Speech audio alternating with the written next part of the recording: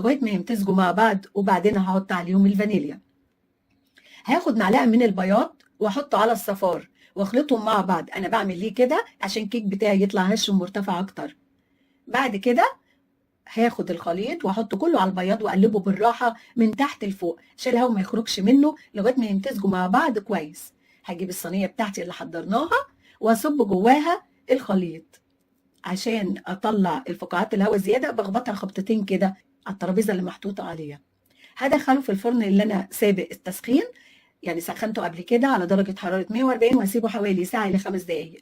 طب اعرف ازاي ان الكيكه بتاعتي القمر دي استوت؟ هجيب خله اسنان او اي عصايه صغننه كده رفيعه واغرسها في الكيك، لو طلعت نضيفه يبقى كده الكيك بتاعنا تمام.